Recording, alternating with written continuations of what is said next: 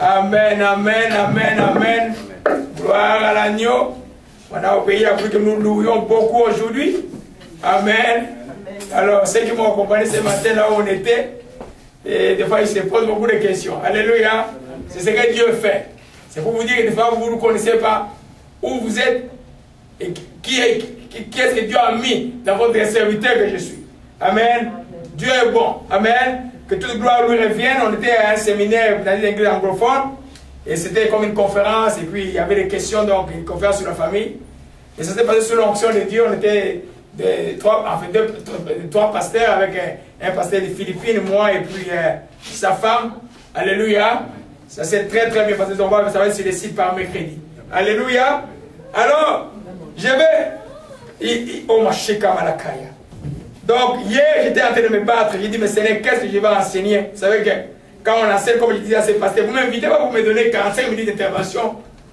Et là, tout le monde reste à la fin maintenant. Là. Reste sur la fin. Alléluia. Parce que, bon, on a répondu à quelques questions qui ont complété l'enseignement, mais je voulais un peu continuer avec ce que j'ai commencé là-bas. Mais je vais revenir sur ça peut-être au mois d'août. Je vais enseigner sur la famille. Alléluia. Je vais juste revenir sur ce que j'ai enseigné dans cette église, ce que j'ai nommé hier par la grâce de Dieu, les faux départs dans la vie avant d'entrer le mariage. Amen. Alors, la famille, pour ceux qui n'ont pas encore de famille, c'est un qui va beaucoup de nos jeunes qui n'est pas encore mariés. Amen. Dieu là, c'est un Dieu de sagesse. Dieu humain, il entrevoit toujours par la sagesse. Il veut que nous puissions entrevoir les conseils de chaque acte que nous posons. Alors, dans la préparation de cette vie, c'est que j'ai enseigné là-bas, je vais un peu revenir sur ça. En état général, dit, mais vous aussi, vous avez coupé l'heure, mais vous allez manquer. Amen. Je vais continuer ça chez nous. Alléluia. Amen. Alors, vous voyez que dans la vie, j'ai comparé les mariages comme une rivière. Et s'il n'y a pas de traducteur, c'est plus simple. Amen. Alors, comme une rivière, parce que la traductrice était une Congolaise, mais j'ai compris que je connaissais un peu plus d'anglais en vocabulaire qu'elle, c'était un peu compliqué. Amen. Il y avait la source qu'on appelle upstream, en amont d'une rivière, et puis il y a l'aval qu'on appelle le downstream. Et puis il y a le lit de la rivière. Vous voyez un peu? Quand il détourne, au milieu de lui de la rivière dans le mariage. Mais ce que j'enseigne ici, c'est des choses qui concernent ceux qui sont mariés et ceux qui ne sont pas mariés pour qu'ils se préparent bien. C'est des choses, quand tu n'as pas bien préparé ça, ça te permet de faire un faux départ.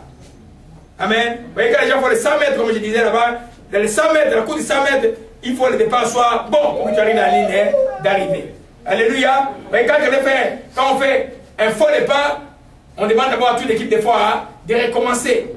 Quand tu as fait un faux départ dans la vie, il faut que tu recommences. Tu dois recommencer peut-être par une repentance par rapport à ces choses-là. Parce qu'à ce temps-là, peut-être que tu étais ignorant, tu croyais bien faire, mais tu avais mal fait. Et ces choses te bloquent, viennent empêcher ton mariage d'être puissant. Alléluia. Amen. Je disais donc que beaucoup de problèmes de famille viennent de la manière dont le mariage a été généré. Amen. Beaucoup de problèmes de mariage sont causés par des faux départs ou des départs non complétés. Alléluia.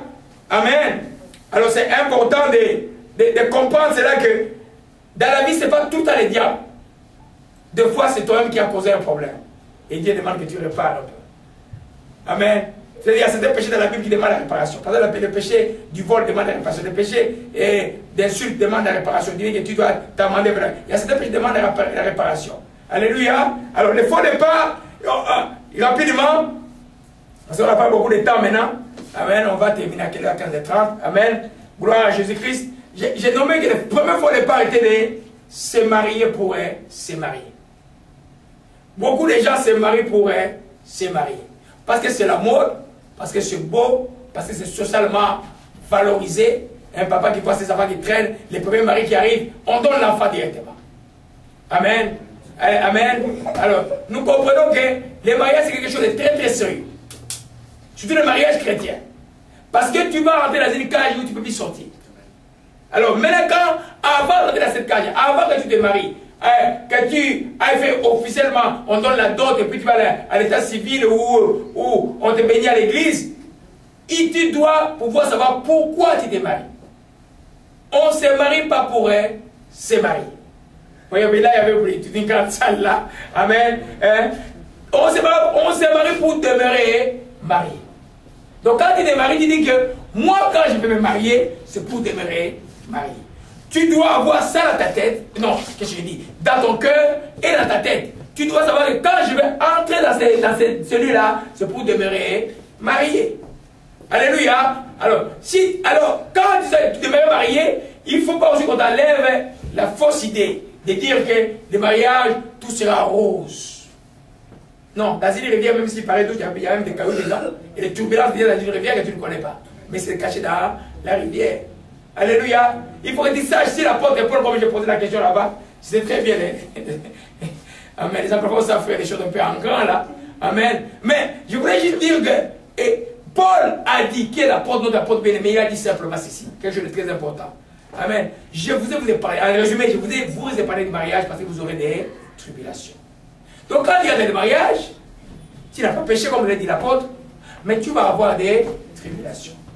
Mais si tu es conscient que je vais me marier, je vais avoir des tribulations, tu t'es déjà préparé par rapport aux tribulations. Quand il va venir, tu vas dire non, non, par la grâce de Dieu, c'est comme une épreuve. Tu te gardes, tu ne peux pas la question, est-ce que je suis chrétien? Qu'est-ce que Dieu dit des épreuves par rapport aux chrétiens? Il a dit simplement, l'apôtre Paul toujours a dit simplement, il n'y a pas des épreuves qui soient au-dessus des forces. Avec les épreuves, il trouvera un moyen pour s'en faire sortir. En d'autres termes, il dit, moi je vais profiter de cette épreuve-là pour gagner spirituellement parce que je vais m'en sortir. Parce que toi, Dieu, depuis qu'il était jeune, on t'a dit, quand il va entrer dans le mariage, et que cela est scellé par la dot, et scellé par l'état civil, et tu obéis à l'église, là, c'est fini là. Il n'y a plus de chemin en retour. Alléluia. Alors quand tu te prépares ici là, tu ne vas pas faire un faux départ. Quand tu vas avoir un problème, tu dis, on m'avait parlé un jour, le pasteur avait prêché un jour, mon père m'avait dit un jour, ma mère m'avait dit un jour que le mariage tu vas avoir des tribulations. Je ne veux pas qu'on découvre déjà que le mariage c'est boring, ça c'est déjà du monde. C'est un don de Dieu, c'est merveilleux. Dieu veut que ses enfants se marient. Mais les gens doivent savoir qu'il y aura des tribulations. Alléluia. Alors, c'est pas comme je disais à cette église-là, quand tu entres là, il faut être sûr que tu es nouveau. Tu fais entrer une troisième personne en toi qui est le Saint-Esprit pour t'aider de sortir là-bas. Dans le mariage, il y a toujours trois personnes. Il y a les maris, à part les enfants. Il y a les maris, il y a la femme, il y a Dieu. Si tu ne mets pas Dieu dedans, ça va être très, très compliqué. Moi, poser des questions taf. Vous allez écouter les questions qui sont posées très taf. Mais le Saint-Esprit donne toujours les réponses. Alléluia. C'est pour dire simplement que les tribulations, c'est là. Comme un frère a posé la question. En anglais, il dit, frère, pasteur, la femme entre. Tu vas dire, la femme est juive. Toi, tu dis qu'il faut seulement divorcer pour la vérité. Cette femme est juive 3-4 fois. Moi, je vais partir. Amen. Amen. Je lui répondis simplement, frère. D'abord, tu dois te poser la question, si c'était Jésus, qu'est-ce qu'il fait? Alors, si c'était Jésus, il va attendre l'autre jour pour qu'on le fasse encore. Vous comprenez un peu? Parce que si c'était Jésus, il va pardonner. Si c'était Jésus, il va supporter. Il va chercher pourquoi cette femme réagit comme ça. Peut-être qu'il y a un esprit de là-dedans. Tu vas voir dans l'ascendance familiale comment était la mère, comment était la grand-mère. Peut-être que tu vois une personnalité de cette personne-là, dans cette personne-là. Ça demande que tu sois en prière pour elle. Et tout le monde était content. Alléluia. C'est un faux départ. Donc, nous devons savoir, les enfants doivent savoir, dès qu'ils sont là comme les voyous, ils doivent savoir que le jour où je vais me marier, c'est pour demeurer marié. Amen. Amen. Parce que le pasteur à l'introduction m'a dit, la famille était très importante, elle est importante pour le pays. J'ai complété. Non, elle est d'abord plus importante pour l'église. Parce que quand l'église est forte, et quand la famille est forte, l'église aussi est forte. Alléluia. Amen. Et j'ai fait lever tous les enfants qui sont des parents qui sont là-bas. Ils sont nombreux les enfants. Ces enfants-là, tôt ou tard, ils deviendront chrétiens. Alléluia. Parce que c'est une promesse de Dieu. Alléluia. Alors, ça c'est un premier faux départ. Le deuxième faux départ de le mariage, c'est de se marier par intérêt. Amen. Je vais faire un résumé parce que les trois vidéos vont aller ensemble. Alléluia. C'est se marier par intérêt. Pourquoi tu t'es marié? Amen. En Afrique, on a vu beaucoup de jeunes filles. Oh, il y a même une de 16 qui va te dire, peut-être que j'ai raté mon mariage. Mon fiancé a quelque chose était bien, mais il n'avait pas d'argent. Toute ma famille s'est moquée de lui quand il est entré chez moi. Moi, j'aimais bien mon fiancé, mais les gens se disent, il n'a pas d'argent. Son ami l'a influencé, c'est qu'il accepte à ces garçons qui n'avaient pas d'argent. Elle a toujours cru qu'elle a raté son mariage de vie à partir de là. J'ai dit, mais Dieu, c'est un Dieu de restauration. Alléluia. Mais revenons sur le cas que tu te maries par intérêt, c'est-à-dire que tu te maries parce que les maris, par exemple, ont beaucoup d'argent. C'est vrai que j'aimerais que tous mes enfants spirituels, mes enfants biologiques, marient des gens qui ont étudié. C'est bon. Mais j'aimerais que ce soit des gens qui ont étudié, que Dieu a envoyé. Qui craignaient Dieu. Qui, pas à cause d'un verre que la femme l'a lancé un jour, va dire, hey, sors, et puis pas la valide, donc il va lancer des verres. Alléluia. Amen. On est dans la famille Mathias aujourd'hui. Amen. Alors, vous comprenez un peu? Donc, l'intérêt. Pourquoi tu as épousé l'homme?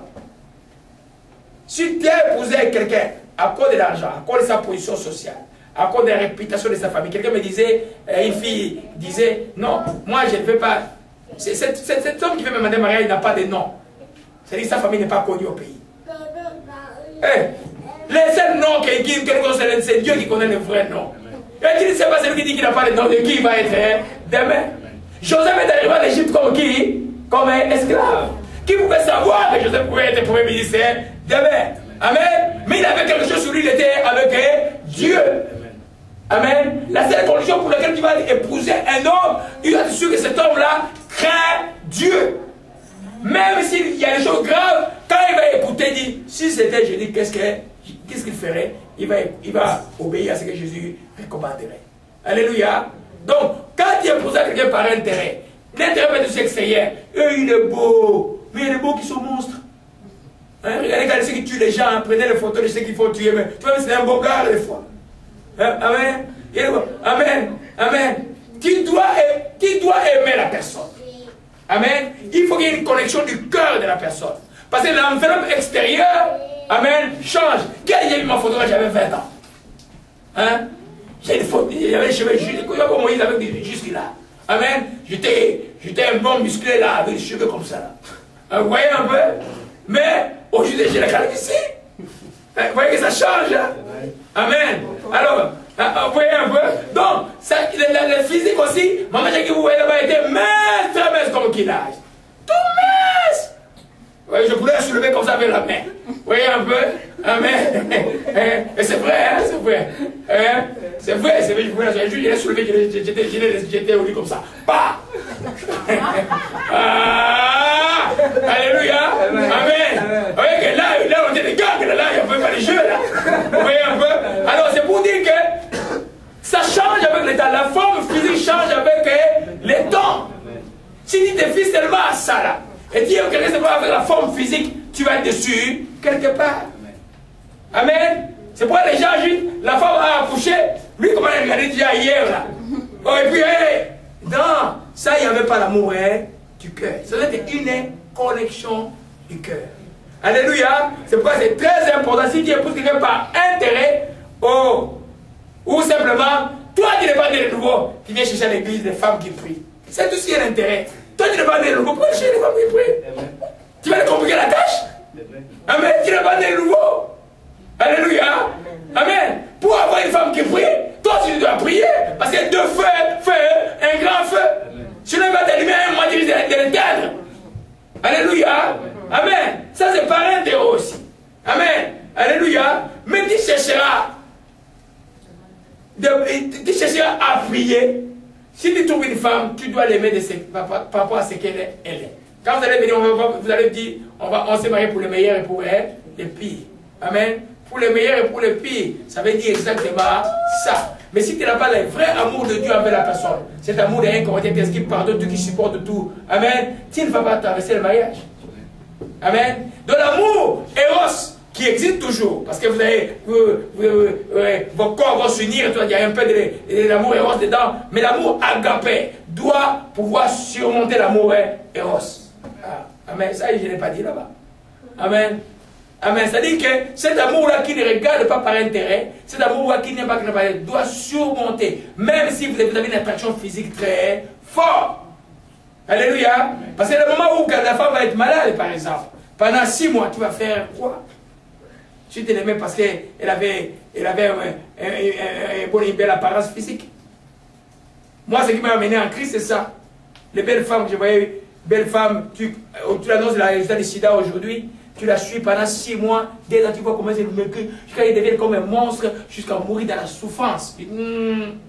Ça là, il faut que je donne ma vie à Jésus-Christ. Ce qui m'a conduit.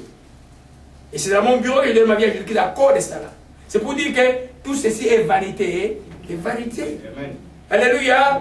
Amen. Il faut voir plus loin dans le mariage que les attractions physiques. Parce que quand les enfants vont arriver, ça change toute la dynamique.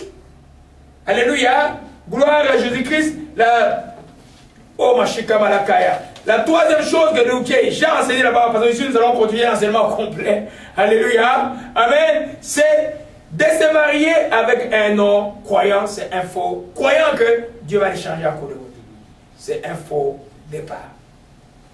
Tu n'es pas encore marié, n'essaye pas. Même si la personne soit pas nice, pas cool. Il n'a pas encore confessé Jésus-Christ comme Seigneur et Sauveur. N'essaye pas. Amen.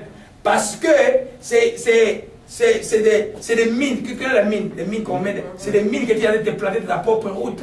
Ça va exploser un jour. Tu vas te retrouver, c'est des mines avec des clous, ça va rentrer partout. Alléluia. Amen. Les chrétiens doivent pouvoir épouser un non-croyant, et un croyant plutôt. Une véritable personne, femme ou homme, né de nouveau. Parce que nous avons vu, il y aura des tribulations dans le mariage. Les non-croyants ne tiennent pas aux tribulations, ils divorcent même 5 fois. Je n'en peux plus, j'ai fait 5 fois, puis ils disent, oh les femmes, je m'en fous. Vous voyez un peu? Amen. Mais si tu as épousé quelqu'un qui est né de nouveau, il sait que le but pour moi, c'est de demeurer dans le mariage. Donc, dans le domaine du pardon, il va travailler sur le pardon. Il va bénir. Une question dure, quelqu'un m'a posé, ils ont durs les Nigériens dans les questions. Une question dure a été posée là, et dans ce sens-là. Mais tu n'as pas le choix. J'ai posé la question, monsieur, je vais te répondre en 2 volets, comme croyant, et comme je répondais à un croyant, comme je répondais à un non-croyant. Mais toi, tu es croyant. Ça signifie que l'Esprit de Jésus-Christ est en toi. Qu'est-ce que tu vas faire? Tu vas pardonner. Alléluia. Un non-croyant, même s'il est très très gentil, n'essayez pas. La première chose, c'est que tu offenses d'abord Dieu. Amen. Allons un peu dans 2 Corinthiens 6. Je suis déjà là ici. 2 Corinthiens 6, verset 14. Gloire à Jésus-Christ. C'est fait, il y a quelque chose qui manque, c'est Pascal est en voyage. Amen. Amen, amen, amen. Alléluia. On a encore l'onction du matin, là, c'est pourquoi ça marche bien. Le Seigneur, bon, mais il faut mettre toujours. Alléluia. Amen. 1 Corinthiens 6, verset 14 à 15 dit, ne vous mettez pas avec les infidèles sous un joug étranger. Quel rapport y a-t-il entre la justice et l'iniquité? Qu'y a-t-il de commun entre la lumière et les ténèbres? Qu'y a-t-il entre Christ et Bélial? Quelle part a les fidèles avec l'infidèle? Amen. C'est très très important. Ne vous mettez pas avec les sous un joug. Qui connaît les jougs? Parce que c'est trop français cette histoire-là. Je vais vraiment expliquer maintenant que j'ai le temps ici chez nous. Alléluia. C'est un joug, vous voyez que quand on attelle des vaches, il y a des vaches qui sont en train de labourer. Quand il y a des vaches, quand on les met pour labourer là, quand ils attellent, on prend, c'est du bois arrondi au niveau du cou, on en met pour 2 vaches comme ça. Donc les 2 vaches ne peuvent plus bouger, ils doivent avancer. Et puis il y a la charrette qui suit en arrière. Amen. C'est qu'on a mis, ça s'appelle un joug. Le mariage, c'est un joug.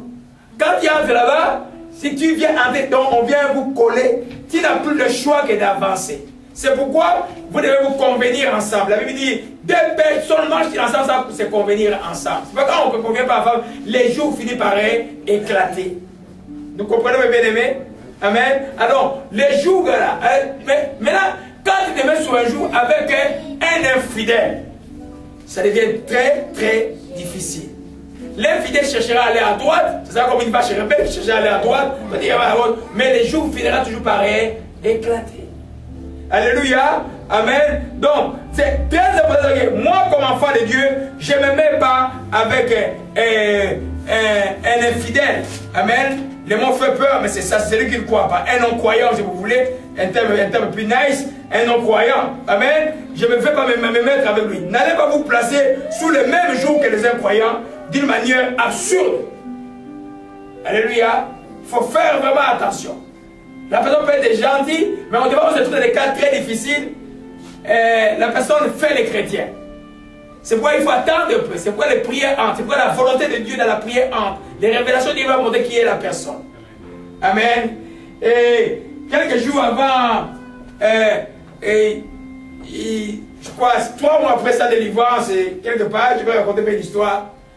Et puis, j'ai vu en vision un nom, on m'a donné un nom d'une personne qui voulait venir l'épouser. Mais Dieu m'a montré directement. Mais Dieu a fait ces jours-là, Dieu m'a montré Dieu là au Père des cieux. Quand je l'ai appelé, le même jour, la personne a appelé pour dire, moi aussi je commence à prier, je veux venir t'épouser. J'ai dit non, même si je ne connais pas cette personne-là. Non, non, parce que Dieu a déjà parlé. Et là, il connaît ça. Les noms m'est sorti de la prière, et puis la personne a appelé le même jour. J'ai commencé à prier aussi dans un groupe quelque part, je voudrais t'épouser.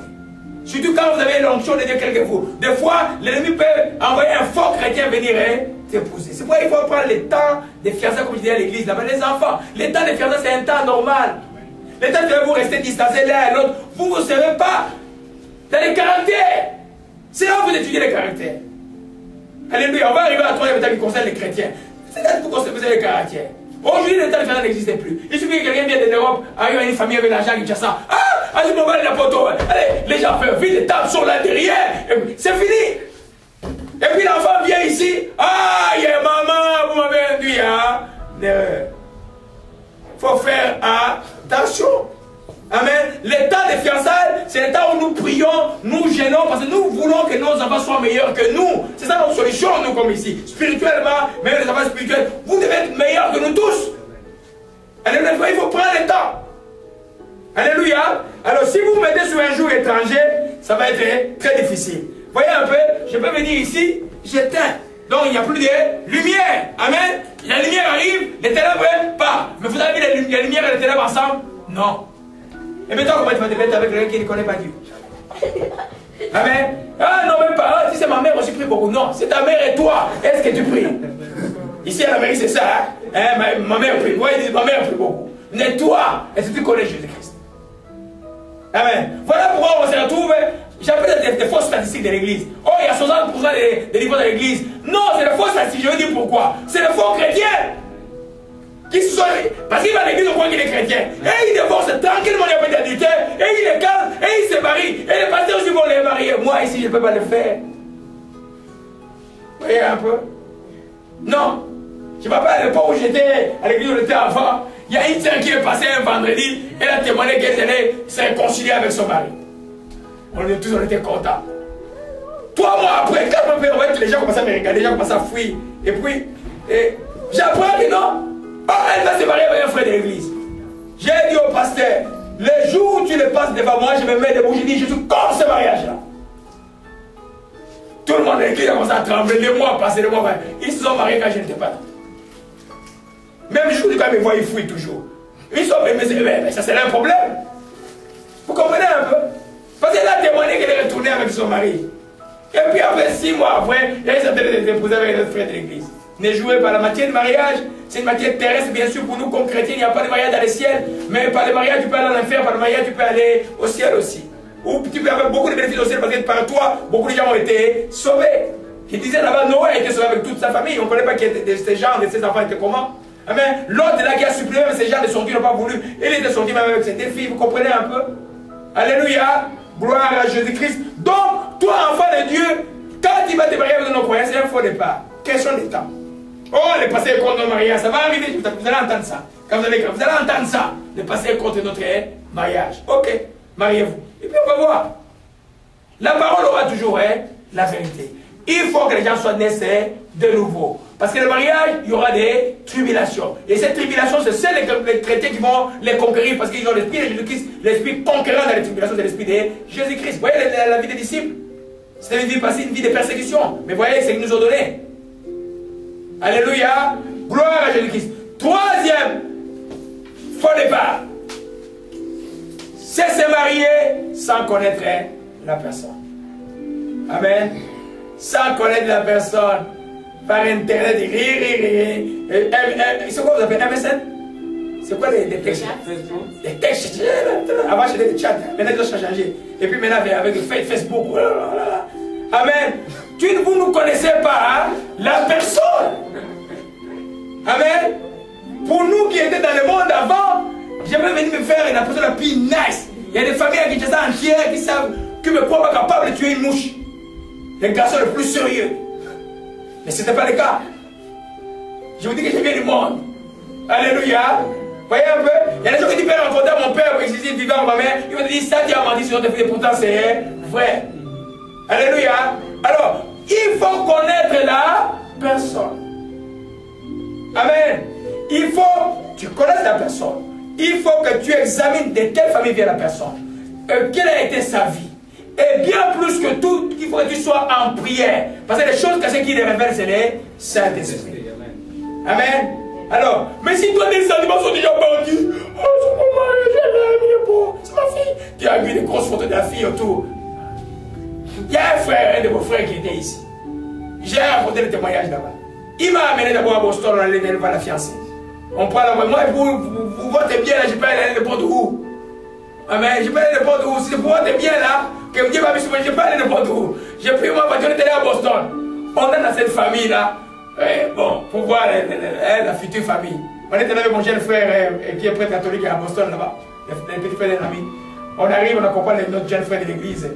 Et puis, on regarde la famille. Dès qu'on est sorti, on dit, frère, comme on sort là, ici, tu ne retournes plus. Avec un bon père comme ça là. Mais tu as vu comment c'est ton considéré? Ne retourne pas. On est parti. Quelle étape la maman a trouvé une femme à Kinshasa qui priait dans l'église. Le frère amène la photo. Je prends la photo, je commence à prier avec la photo. L'esprit va montrer clairement que spirituellement cette femme n'est pas bonne. Des fois je suis diplomatique. Je ne voulais pas dire au petit, ta fiancée est réellement ça. Je lui dis simplement, si ta fiancée vient ici, il faut qu'elle passe au moins 3 mois avec moi ici dans la prière, avant que vous viviez ensemble. Il est parti, c'est lui qui m'a voulu rappeler, j'ai dit, ah, les docteurs exagèrent. Pour il est parti que j'avais épousé la femme, ils ont eu 3 enfants. Les jours qu'il m'a rappelé ici là, le mariage a été fini de manière qu'on ne peut même pas imaginer. Je pleurais combien d'enfants pour mon jeune frère là. On ne peut même pas imaginer. Il retourne de Kinshasa, l'esprit lui dit, entre à jeûne pendant 40 jours. Quand il a fini son jeûne 40 jours, la femme a pris les histoires, elle est partie jusqu'à aujourd'hui. Est-ce qu'un jeune de 40 jours ne devait pas vous unir plus? Mais elle est partie jusqu'à aujourd'hui. Aucune raison. C'est pourquoi la prière est importante. Tu dois connaître la personne. Alléluia. Amen. Il y a des personnes qui sont bonnes. Je vous dis que vous dis pas que vous allez épouser des gens parfaits. C'est des hommes, c'est imparfaits. Mais si par exemple quelqu'un a la volonté de changer, tu l'épouses. A la volonté d'avancer, tu l'épouses. Parce que dans la vie, on est tous dans l'avance. La personne qui est aussi, c'est pas la personne qui était à 10 ans. Vous comprenez un peu? Amen. Bien plus, demandez la volonté de Dieu. L'esprit des prophéties d'ici, ce n'est pas pour vous faire la galerie. Dieu peut parler précisément sur qui est ton mari, qui est ta femme. Alléluia. Amen. Quand il y a des doutes, entre en prière. Nous entrons en prière. Dis papa, pasteur, prions. Parce qu'il vient, mais je ne sais pas si c'est lui, c'est pas lui. Alléluia. Gloire à Jésus-Christ. Alors, il faut connaître la personne. Amen. Vous voyez, les mariages par internet là, et on en a vu. On a eu même des cas très très sérieux ici là. Amen. Par internet, et puis on se rend compte qu'il y a une condition de maladie dans l'autre. Tu fais quoi? Vous êtes déjà marié. Tu es obligé de vivre dedans. Amen. L'internet, ce n'est pas le meilleur moyen de connaître une femme. Même les histoires, les sites chrétiens de rencontres. Mais quand tu vas dans un site chrétien de rencontre, ton mobile c'est quoi? Tu es obsédé de trouver une femme. Tu es obsédé de trouver un mari. Donc ce n'est pas la volonté de Dieu. Tu vas pas dire, est-ce qu'aujourd'hui je vais trouver une bonne femme et je vais essayer avec ça. Tu vas essayer de trouver. Ça ne marche pas comme ça. Dieu qui a créé le ciel là, il va te faire rencontrer dans des situations que tu ne peux pas imaginer. Ça peut être dans l'école, ça peut être à l'université, ça peut être dans l'autobus. Il peut te rencontrer l'homme et la femme de sa vie. Tu ne peux pas imaginer. Amen. Mais dans un centre de rencontre, j'ai actualisé les enseignements parce que c'est des choses actuelles là. Dans un site de rencontre, tout le monde qui arrive a besoin de... Amen. Il y a une autre qui va arriver, va te cacher qu'il a été divorcé 3 fois. Surtout chez nos gens d'ici, là, il faut faire attention. Il va te cacher, dit qu'il est chrétien, mais il a divorcé 3 fois. Toi, tu vas te marier avec quelqu'un dans l'adultère permanent qui ne sait pas que cette personne est sortie de son mari, non pas parce qu'il y avait l'adultère, mais par sa propre volonté. Et ça causait des problèmes.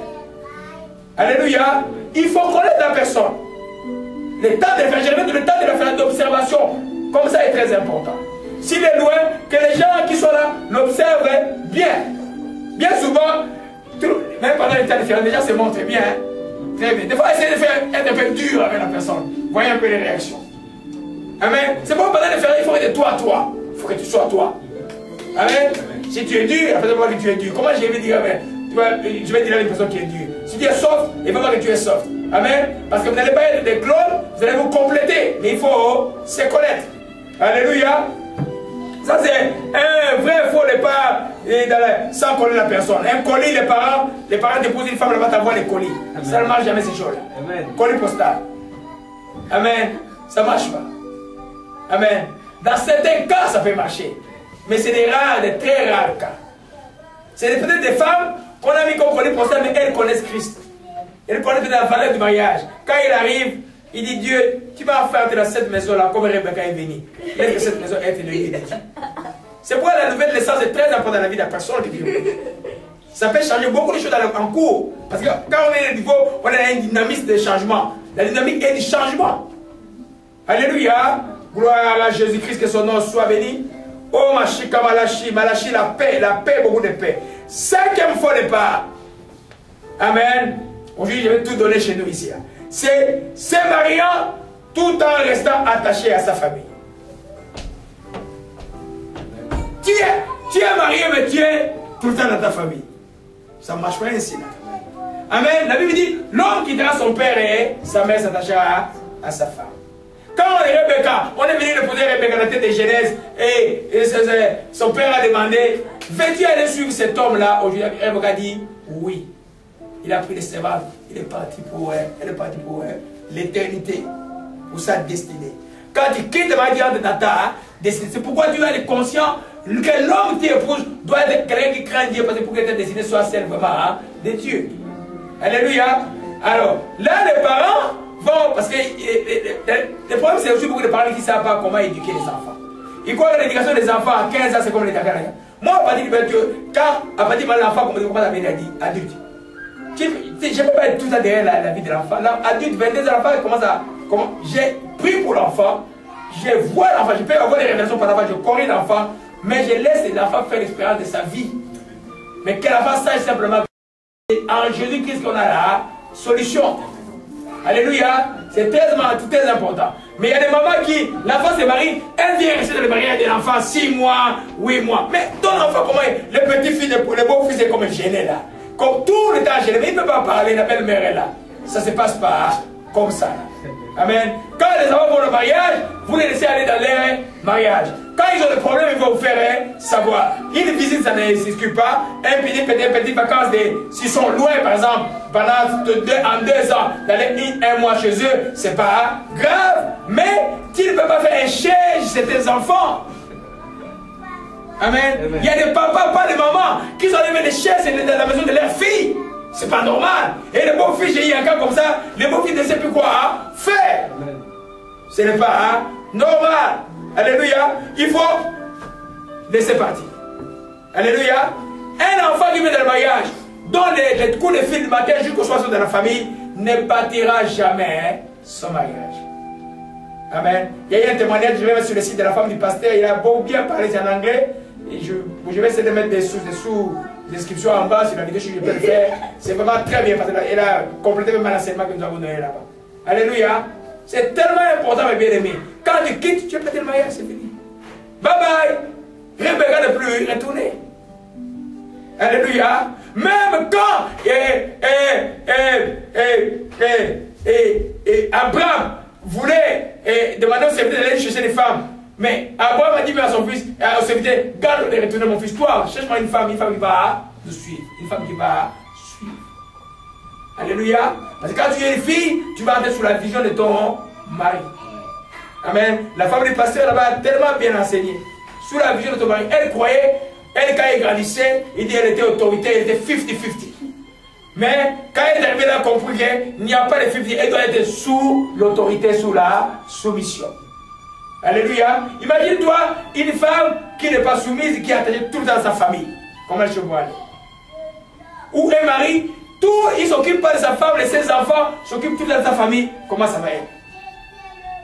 On ne te dit pas de ne pas s'occuper des nièces. Les nièces sont là, tu peux les aider. Mais tu dois voir ceux qui sont nés de toi. Ça doit être ta priorité. Alléluia. Amen. Vous voyez que c'est comme je dis, j'ai comparé le mariage avec une rivière parce que ça doit couler, c'est-à-dire que vous allez toujours grandissant, apprenant et grandissant. Amen. C'est pas, je bénis Dieu des fois, les épreuves sont bonnes pour apprendre. Parce que les choses que j'enseigne, ceux qui n'ont pas connu les épreuves, ne peuvent pas les enseigner. Amen. Il faut que la vie, c'est comme nice, comme les fleuves sur l'Orient qui coulent tranquillement. Mais plonge là-dedans, il y a des pierres dedans, des fleuves sur l'Orient, il y a un bateau qui a échoué il y a une semaine. Alléluia. Gloire à Jésus-Christ. Amen. Oh, Shimalakanasa.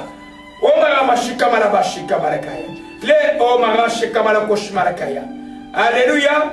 Le septième, oh, je ne vous ai pas donné beaucoup de paroles aujourd'hui. Hein. Je vais revenir rapidement. Je voulais juste résumer l'enseignement du matin. Alléluia. Oh, Mashikamala. Le septième faux départ, c'est le plus soft et le plus populaire. Amen. Amen. Alors, le plus populaire parce que les gens croient que Dieu est un Dieu du passé. Amen. Les églises, vous voyez, aujourd'hui, quand les églises, ces églises chrétiennes commencent à marier les hommes avec les hommes, ils se disent chrétiens, ils marient les hommes avec les hommes, les femmes, nous sommes. Donc, ça montre déjà que maintenant, les gens croient qu'un homme doit connaître sa femme avant d'aller se marier. C'est un faux départ. Tu détruis beaucoup. Même si officiellement vous êtes marié, tu détruis beaucoup. Même si vous savez que vous allez vous marier, vous n'avez pas encore commencé. C'est ce qui trompe les gens. On va se marier, c'est pas grave. Mais vous détruisez beaucoup. Les relations hommes-femmes, les relations sexuelles avant le mariage, c'est un péché de publicité. Ça détruit beaucoup de ce que vous pouviez être après. Amen. À compter que vous avez perdu votre virginité. Mais quand vous avez trouvé un fiancé en Jésus-Christ, permettez-vous de ne pas vous connaître. Soyez en prière. Vous allez voir que votre lune de miel, les autres choses vont être spirituellement comparables à ceux qui n'ont pas connu d'homme. Je vous assure. Alléluia. Donc ce que tu fais maintenant, quand tu commences à connaître la personne, la valeur de la personne tombe aussi. Et puis, vous échangez déjà des esprits, les démons qui sont en lui sont entrés en toi, et vous commencez à avoir des troubles, vous ne savez pas d'où ça vient. Mais vous êtes en rébellion totale envers l'Éternel. Amen. Une fois, je suis allé voir j'ai trouvé une fille chez la grande sœur de Gloria, et puis elle devait se marier. Et puis en parlant avec elle, on est tombé dans les cas. Je lui ai dit, est-ce qu'on vous a, en priant, l'esprit a commencé à révéler. Je lui ai dit, vous allez vous marier, mais commencez à venir à votre, prenez un jour de 3 jours, repentez-vous ce que vous avez fait avant. C'est que moi je ne te connais pas, l'esprit vient de sortir les choses sur toi. Repentez-vous, sinon votre mariage va être zéro. Parce que vous allez à l'église, en même temps vous faites des choses qui ne sont pas correctes. Voyez un peu? Amen. Ça là, c'est sauf parce que la société admet cela. Mais en Dieu, même si vous allez marier, ça demande que vous entrez en train de prier que Dieu vous pardonne avant de commencer votre vie du mariage. Alléluia. Sinon, vous voyez, quand quelqu'un, vous voyez qu'en nous, il y a tous les héritages spirituels. Qui est connu 10 personnes, 20 personnes, j'ai fait la délivrance de quelqu'un, l'esprit, pour la première fois de ma vie, a cité le nom, il n'y a pas de 25 noms. On est arrivé à faire l'esprit dit, c'est pas mon fils de sort pour les noms. Jusqu'au 25e nom. La délivrance était complète. Les gens qu'elle a connus par le passé. Vous voyez un peu? Il faut faire attention. C'était, à chaque personne, il y avait un lien, un esprit qui est entré en elle. Ça veut dire simplement, quand tu connais une personne, son background spirituel, celui de ses parents, vous le mélangez avec les tiens. Amen. Attends, je vais vous montrer une parole rapidement. Alléluia, je vais un peu parler de ces choses-là. Oh ma Canada, Canada la joie, Canada la joie. Canada la joie, oh ma chikamara bashikaya. 1 Corinthiens 6. Alléluia. À partir du verset 15. Ne savez-vous que vos corps sont les membres de Christ? Prenez le corps des membres pour en faire les membres d'une prostituée. Loin de vous, ne savez pas que celui qui s'attache à une prostituée est un seul corps avec elle. Quand il dit, les dieux deviendront une seule chair. Quand tu vas avec une prostituée, tu deviens une seule chair. Quand tu vas avec la fille du coin, vous devenez une seule chair. Quand tu vas avec une prostituée, vous devenez une seule chair. Vous partagez l'héritage spirituel. Toi, tu es béni. Tu es d'une famille où les parents se sont sanctifiés pour que vous les enfants viennent. Tu vas ramasser la saleté de l'extérieur. Tu te rends compte maintenant tu arrives dans le mariage. Parce que les démons sont calmes, ils sont comme des microbes. Il y a un temps de latence spirituelle. Vous connaissez le temps de latence? C'est-à-dire que quand un microbe entre dans ton corps, les infirmiers sont là, se connaissent tout à les latences. Avec quand tu as été, par exemple, mordu par la moustique, par exemple, pour que la malaria se manifeste, il faut au moins 15 jours. Ça va dans le foie et puis tu peux manifester la malaria. C'est temps-là, le microbe est en toi, mais il n'y a pas de maladie. Spirituellement, c'est la même chose. Un démon peut entrer en toi, il est calme en toi. Jusqu'au temps où il va se manifester. Ça peut prendre même 10 ans. Amen. Ça peut être 10 ans. Tu vas dire, oh, mais ces démons sont sortis de moi. Ah, c'est ça. Parce que les démons peuvent être latents, silencieux. Ils dorment dans ton corps. Et dans les cas des relations d'esprit, des relations de mariage, des relations sexuelles, vous échangez des héritages. Mais il est latent en toi. Toi, tes parents n'ont jamais commis l'adultère. Tes parents ont été honnêtes tous les deux. Mais cet esprit qui est venu, lui, elle ou lui, sa mère a été adultère. L'esprit adultère a entré en toi, tu ne sais pas. Mais là, tu dis, toi, adultère dans ton mariage, cela vient tout.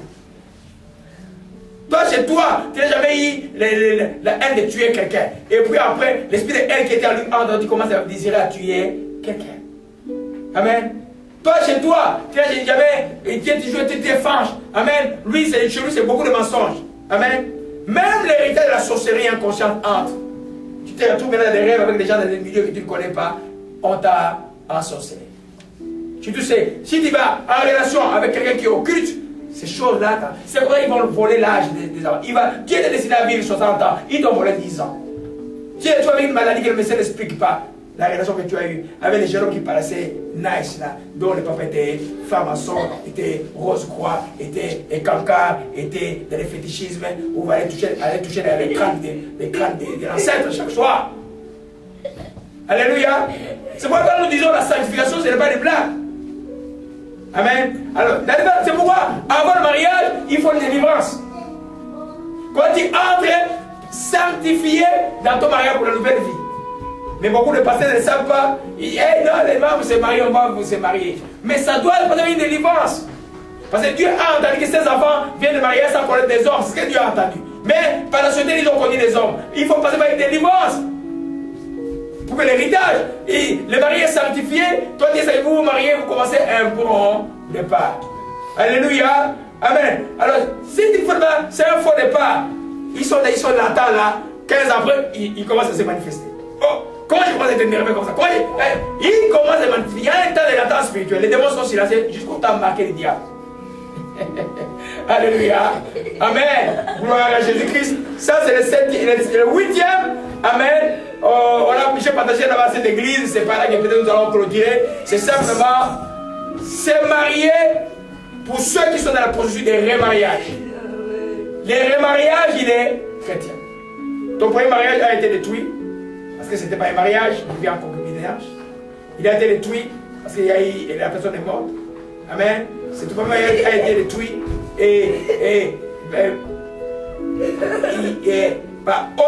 donc c'est un mariage qui n'a jamais existé. Amen. Vous vivez en concubinage et puis vous êtes séparés. Amen. L'autre, il y a eu un problème de décès. Amen. Voilà un peu les choses peuvent justifier que maintenant que tu te retrouves seul. Mais tu as gardé beaucoup l'amertume dans le cœur. Ça dit, voilà, les tontons qui viennent le soir, maintenant il est tout nice. Amen. Quand on voit une personne, c'est toujours nice. C'est quand on voit une première personne, c'est toujours nice. Les tontons arrivent, il est toujours nice. Il arrive à la maison, il est gentil. Tu as peut-être 2, 3 enfants. Ou même tu n'as pas d'enfants. Mais toi, dans ton cœur, le mal qui a été fait par le passé reste encore là. Donc, ce second mariage devient comme l'aspirine, comme je dis là-bas, de ton second mariage. C'est comme l'antibiotique qui va guérir ton mariage. Parce que tu es sur un faux départ. Une personne ne peut pas te guérir de quelque chose de qui a été blessé. C'est comme si tu as changé, c'est la même équipe qui a changé seulement des joueurs. Ça ne va pas marcher. Alléluia. Tu dois être guéri totalement des premières blessures. Oublier. Il y en a qui enseignent qu'on ne peut pas pardonner, pardonner, pas oublier. Non, on pardonne, on oublie. C'est ça la volonté de Dieu. Amen. Et avant que tu ne commences la nouvelle relation. C'est pas ça prend du temps des fois. Tu vas te dire, le mari ne vient pas. Mais Dieu voit encore, il y a encore l'amertume. Mais tu attends l'aspirine. Tu attends une aspirine. Non, non, non. Dieu, même dans les cas de fiançailles, un fiançailles qui a été terminé. Les fiançailles ne terminent pas un oui ou un non, on dit gloire à Dieu. C'est ça les fiançailles. C'est la beauté de Dieu. Mais souvent, non. Quand ça arrive à un non, on appelle le pasteur la nuit, on commence à pleurer. Non. Le mathématique, quand ça arrive à un oui, un non. Ça va marcher, ça va marcher. Dieu va donner autre chose. Amen. Alors maintenant, quand tu es blessé par rapport à ton premier fiançailles, tu ne vas guérir de ça. Amen. Pour la nouvelle fiançaille devient comme l'aspirine. Non, non, ça ne marche pas. Tu dois pouvoir être guéri. Fais une confrontation intérieure avec toi-même. J'ai l'amertume, je le sens. L'amertume, tu ne vas pas rester. Je demande pardon pour l'amertume. Je dois, si tu veux demander de l'aide, demande de l'aide. Mais tu dois, l'amertume doit quitter ton cœur. À telle enseigne que quand tu vois la personne avec qui tu as un problème, tu sens, oh, c'est ma soeur, c'est mon frère. Alors simplement, tu peux aller recommencer quelque chose. Sinon, c'est un spirit. Tu vas commencer à réagir par rapport à ce que tu as vécu. C'est une autre personne. Mais des fois, ça arrive, les mêmes gars ont les mêmes réactions. Tu fais quoi maintenant? Ça devient compliqué. Amen. C'est pourquoi quand tu as été guéri, tu dis, là, les choses anciennes sont passées, les nouvelles sont là en Jésus-Christ. C'est ma nouvelle, Dieu me donne une nouvelle épouse, et Dieu me donne un nouveau mari. Je vais seulement remercier Dieu pour ça. C'est un nouveau départ. Alléluia. Mais si tu es encore attaché au passé, tu feras un faux départ. Amen. Tu dors, tu dis, celle-là était comme ça, mais il manque ici, là. Mais Dieu voit que tu es allé comparer. Celui-là était comme ça, mais celui-là est comme ça. Oh, tu fais un faux départ. Amen. Il y a des adultères qui sont des pensées, vous savez. Tu ne peux pas penser à quelqu'un d'autre alors que tu es avec ta femme. Vous comprenez un peu? Amen. Ça, c'est des choses réelles que je vous dis aujourd'hui là. Spirituellement, il faut que les passés soient totalement enterrés et qu'il y ait un état dessiné. C'est alors quand Dieu te voit après, il t'envoie quelqu'un directement. Alléluia. Amen. Parce que dans le monde, c'est réel. Hein? Et quelqu'un me disait, oh, si quoi dans une turbo, donc il me dit, si quoi dans une turbo, mais ajouté. Quelqu'un me disait ça. Je l'ai fait asseoir mes frères, il dit non, tu ne dois pas dire ça. Là, je les ai fait asseoir, il dit, si elle, tu la prends comme aspirine, ça ne va pas marcher. Elle, c'est une nouvelle personne. Et puis je ne veux plus que tu m'appelles parlant de l'autre alors que l'autre est là. C'est pas bon. C'est pas bon. Alléluia. On voit beaucoup de choses. Un autre cas, par exemple, un autre frère, épouse, ça c'est une bénédiction, il peut dire que son mariage c'était une bénédiction pour lui. Et puis, il y a des enfants qui sont là. La seule femme arrive, et puis, la nouvelle femme commence à faire l'amitié avec la seule femme. Et puis, il m'appelle et dit, oh, ils causent. Je dis, arrêtez-moi ça. J'appelle la dame, ce n'est pas ton ami, ne fais pas les nice. Ok? Arrêtez-moi ça. 3 ans après, ils ont vu que j'avais raison. Alléluia. C'est pourquoi il faut demander la sagesse à Dieu. C'est une nouvelle chose. Nos enfants sont là, c'est vos enfants, on va les bénir pareil. Mais l'histoire est finie. Quand tu es dans une nouvelle chose, tu ne regardes plus par le passé. Amen. Alléluia. Sinon tu vas prendre comme l'aspirine, ça ne marche pas. L'aspirine c'est Jésus-Christ. Notre aspirine c'est Jésus-Christ. C'est lui qui doit nous guérir, qui doit nous délivrer. Alléluia. Gloire à Jésus-Christ. Amen. Donc, c'est pourquoi l'amertume et la matière d'amertume, il faut la traiter vite. L'esprit parlait du pardon. Il faut traiter vite les problèmes du pardon.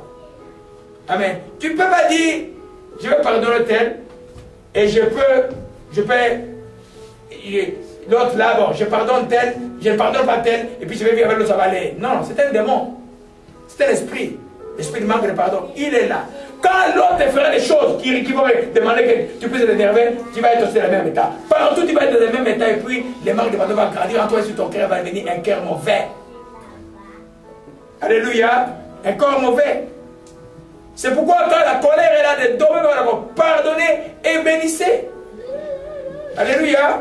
Oh, gloire à Jésus-Christ. Oh, Machikama. Hébreux 12, verset 15, et puis on va clôturer. Alléluia. On fait de la machine de la mort est brisée. Gloire à Jésus-Christ, que son nom soit béni. Amen. Alléluia, que son nom soit béni aujourd'hui.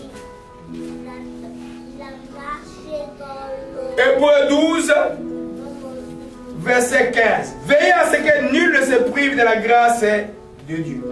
Qu'aucune racine d'amertume poussant des rejetons ne vienne produire du trouble, que plusieurs en soient infectés.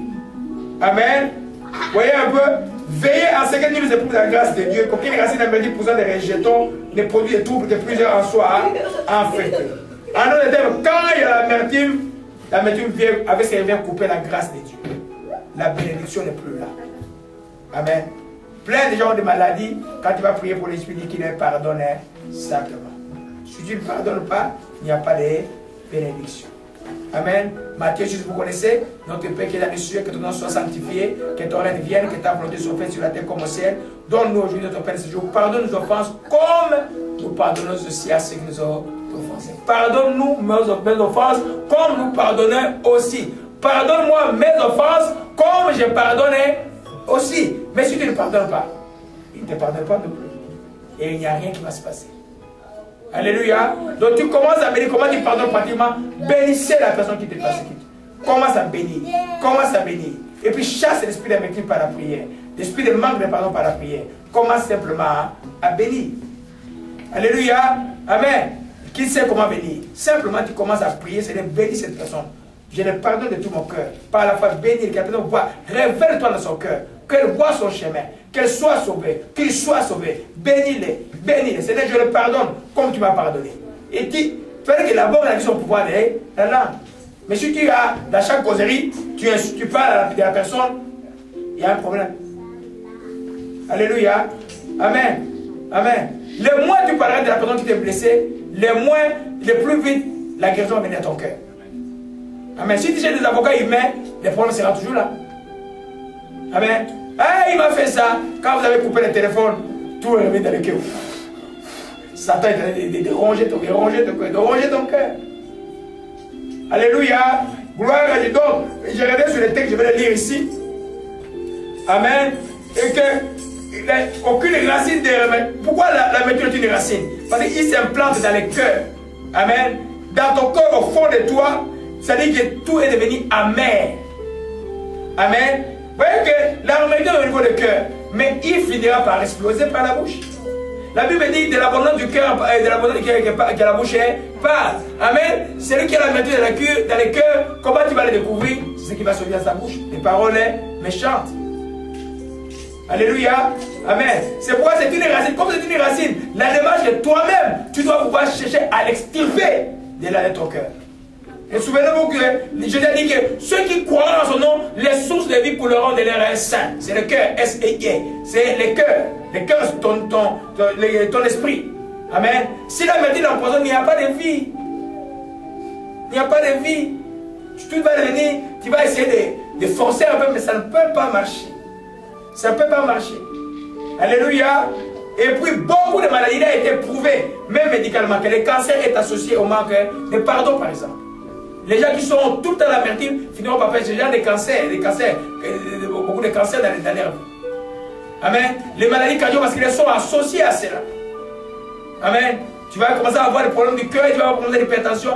Il y a plein de choses qui viennent à cause du manque de pardon, parce que ça stresse, ça fait monter la colère en toi. Laisse-les partir, laisse-la partir. Bénissez tout simplement. Alléluia. Gloire à Jésus-Christ. Amen. Il y a beaucoup de choses qu'on peut enseigner sur l'amertume. Ce n'est pas le but de l'enseignement. Et nous allons clôturer aujourd'hui, comme j'ai clôturé là-bas rapidement, avec ce que j'ai nommé. Nous avons d'abord les faux départs et nous avons les départs non complétés. Amen.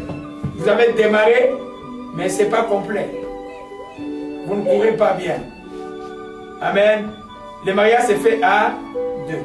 La plupart des gens sont venus en Christ pas tous les deux automatiques. Beaucoup ne sont pas mariés comme chrétiens. Les gens comme nous qui sont mariés comme non chrétiens, il y a un qui est sauvé d'abord et l'autre qui va suivre après.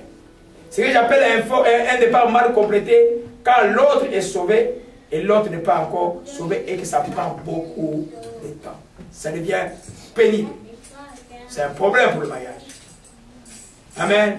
Mais c'est un problème pourvu qu'il y a quelque chose que je vous pose. Un mariage où il y a un seul chrétien. Est-ce que c'est un mariage chrétien? Oui. C'est à faire. Ok? Un mariage où il y a un seul chrétien. Est-ce que c'est un mariage chrétien? Oui. Une famille où il y a un seul chrétien parmi les parents. Est-ce que c'est une famille chrétienne? Oui. Amen. Amen. Pourquoi? On va voir cela. Amen. Dans les faux départ, la famille elle est chrétienne. mais il y a beaucoup de lourdeurs, il y a beaucoup de choses qui se passent. Le temps pour les autres n'est pas encore arrivé. Le fardeau est dévié vers une seule personne. Et c'est ce champion-là que Dieu a besoin de voir marcher droitement devant Dieu pour que la promesse qui est donnée dans Acte 7 dit, crois au Seigneur Jésus et tu sois, avec toute ta famille puisse s'accomplir. Amen. Ça devient un pardon complété quand ça traîne, ça traîne, ça traîne, ça traîne. Mais le temps ne peut pas vaincre sur la promesse divine. La promesse divine vaincra toujours sur le temps. Quand une prophétie t'arrive, la Bible dit quoi? Attends là. Qui doit attendre? Celui qui connaît Dieu. Alléluia. Amen. 1 Corinthiens chapitre 7. Gloire à Jésus-Christ. Ça, ils n'ont pas eu ça là-bas. Alléluia. Le Seigneur est bon. Gloire à Jésus-Christ. Oh la machine. Départ non complet. Cause beaucoup de problèmes. Beaucoup de problèmes. Alors vous allez voir les gens qui ne sont pas spirituels vont dire parce que l'autre n'est pas encore sauvé, l'autre n'est pas qualifié pour ça. L'autre n'est pas sauvé. Non. Il y a un de mes pères spirituels que j'ai vu dans un pays. Il m'a avoué, il m'a dit une chose, il dit, docteur, j'ai 30 ans de ministère. J'ai fait 15 ans de ministère sans ma femme. Quand j'allais prier, j'ai chassé les démons. J'ai retrouvé avec ses amis en train de boire dans ma maison. J'allais dans ma chambre, je m'imaginais, j'ai dit Seigneur, je suis dans la cage, je ne peux pas sortir. Aide-moi. Je retournais aller prêcher et tout ça. Les gens venaient pour prier, se moquaient des gens. C'est cette femme-là que tu vois maintenant aujourd'hui en train de louer Dieu. 15 ans. Amen. Les parts non complétés, ce n'est pas pour vous qui connaissez Dieu maintenant. C'est pour ceux qui n'ont pas connu Dieu, que par sa grâce, Dieu nous a mis en cours de route comme Paul nous a ramassés. Voyez un peu, vous venez, l'un avance plus rapidement que l'autre. C'est comme l'a dit l'armée, c'est lui qui avance bien, porte l'autre dans son dos. Alléluia. Parce que c'est la volonté de Dieu. Regardez ce qu'il a récolté chapitre 7. Amen. Gloire à Jésus-Christ. Voilà la paix. Voilà beaucoup de paix aujourd'hui. Beaucoup de paix. Amen. À partir du verset 13. Au 12. Aux autres, ce n'est pas moi, c'est pas les sur moi. Si un frère a une femme non croyante, qu'elle consente à habiter avec lui, qu'il ne la répudie point. Si une femme a un mari non croyant, qu'il consente à habiter avec elle, qu'elle ne répudie point son mari. Car le mari non croyant est sanctifié par la femme. La femme non croyante est sanctifiée par les frères. Autrement, vos enfants seraient impurs, tandis que maintenant ils sont saints. Amen. Tandis que maintenant ils sont saints. Voyez un peu?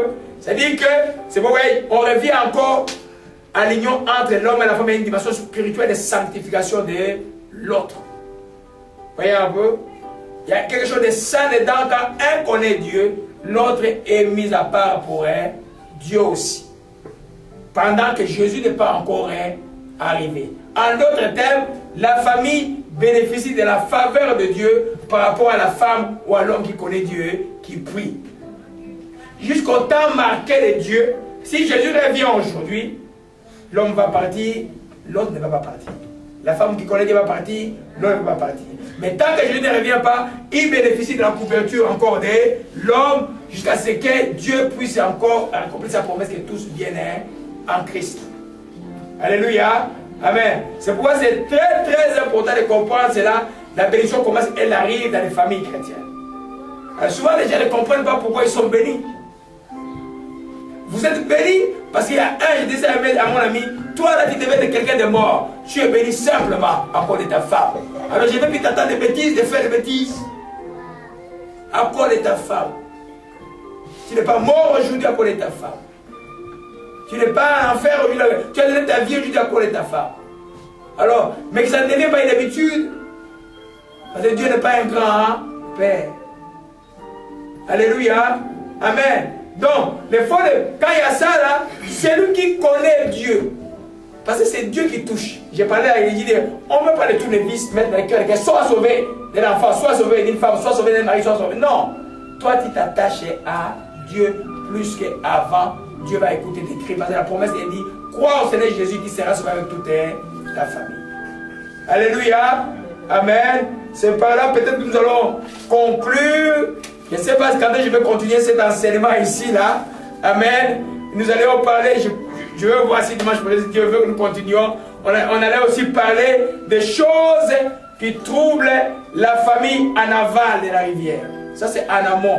Maintenant, quand vous êtes déjà dans le mariage, qu'est-ce qui trouble la famille et quelles sont les solutions pour nous? Si Dieu nous permet, on va le faire dimanche prochain ou ça sera après parce qu'il y a l'enseignement de l'autre qui est sous ma tête là tout le temps.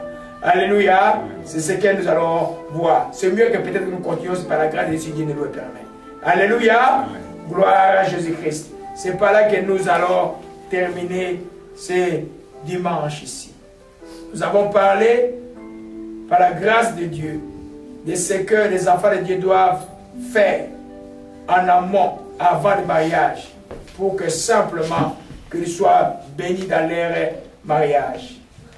S'il y a des faux départs que tu as fait dans ta vie, que tu suis cette vidéo où tu es ici, que ce soit se marier sans discernement, que ce soit se marier avec intérêt, que ce soit se marier avec un non-croyant, que ce soit se marier sans connaître la personne, ou se marier simplement parce qu'il va tout dans rester attaché à ta famille, ou se marier et mener une vie de désordre, croire avoir une vie heureuse quand tu vas te marier. Dans toutes ces choses-là, celui qui est là-dedans, tu demandes simplement pardon. Tu dis, Père Céleste, je te demande pardon pour tous ces faux départs dans ma vie. Pardonne-moi, oh Dieu.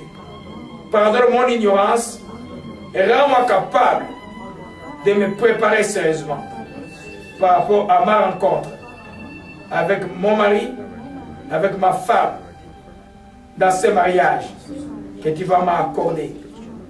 Oh Dieu de grâce, merci de me pardonner. Si tu es déjà dans le mariage, tu fais cette petite Père Céleste, oh je me retrouve que je me suis marié avec un faux pas, oh Dieu de gloire. Un faux départ. Je n'ai pas écouté ta voix. Aujourd'hui, je suis devant ton trône. Pardonne-moi. Par ta grâce, par la puissance de la résurrection, fais vivre mon mariage. Que je vois ta main. Toi qui es Dieu vivant. Je te rends grâce. Au nom de Jésus-Christ. Et vous, soit toi qui ne connais pas encore Dieu, tu fais des prières avec mon petit Père Céleste. Je vais un jour me marier, mais je ne te connais pas encore. Seigneur Jésus-Christ, viens dans ma vie, sois le Seigneur et le Sauveur de ma vie. Je te rends grâce de me sauver. Seigneur, je bénis ton Saint-Nom. Alors que tu me sauves aujourd'hui, tu me donneras au Père une bonne famille un jour. Je te rends grâce, je te dis merci. Au nom de Jésus-Christ, je t'ai ainsi prié. Amen.